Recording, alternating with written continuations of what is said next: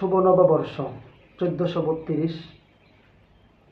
আজকে পহেলা বৈশাখ উপলক্ষে শেখ হাসিনার মূর্তি বানানো হয়েছে, ব্যঙ্গ করে মূর্তি বানানো হয়েছে। তো এই বিষয়টা নিয়ে হয়তো কেউ কথা বলবে না, কারণ একদিক থেকে অনেকেই খুশি যে স্বৈরাচারের মূর্তি বানানো হয়েছে ব্যঙ্গ করে।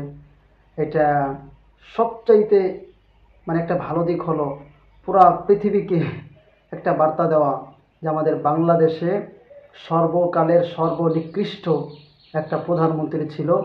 মানুষ তার উপরে এতটাই ক্ষোভ যে তার 32 পুড়িয়ে দেওয়া হয়েছে, ভেঙ্গে গুঁড়ে গুঁড়ে করা হয়েছে।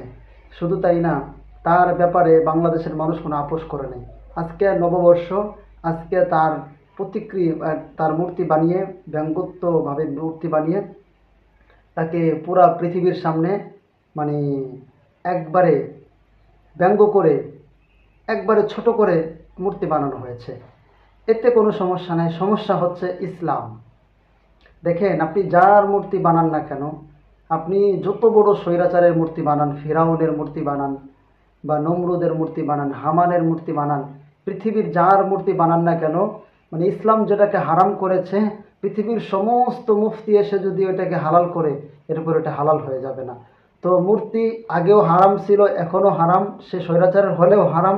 মনে করেন ধুলাইপার ভাস্কর্য বানানোর জন্য যে আন্দোলন ওলামায়ে কেরাম করেছে, একমাত্র হারাম দেখেই তো নাকি। তো স্বৈরাচারের মূর্তি বানানো হয়েছে, মূর্তির পক্ষে না, তবে স্বৈরাচারের যত রকম অপমান অপদস্থ করা যায় এটার পক্ষে আছে, কোনো সমস্যা নাই।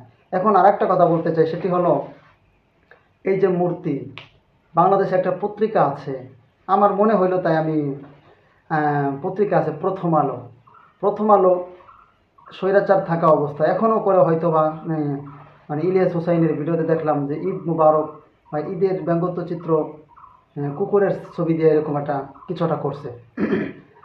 তো প্রথম আলো জামাতের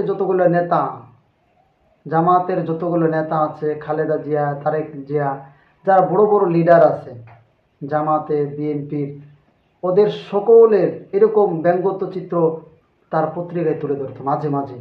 বিশেষ করে জামাতের নেতা যখন ফাঁসি হচ্ছিল, বা ওই সময় দেখতাম যে সাকা চৌধুরী, আবার এই যে কাদের মোল্লা, মুজাহিদ, তাদের এরকম চিত্রগুলা খুব বাজেভাবে বানাইতো, খুব বাজেভাবে কার্টুন, খুব বিকৃতি, একবারে অসুন্দর, অসুন্দরের লেভেল খুবই বেশি, এরকম করে ব্যঙ্গ করতো, ব্যঙ্গচিত্র করে সারা বাংলাদেশ, সারা পৃথিবীর সামনে তারা পত্রিকায় তুলে ধরতো।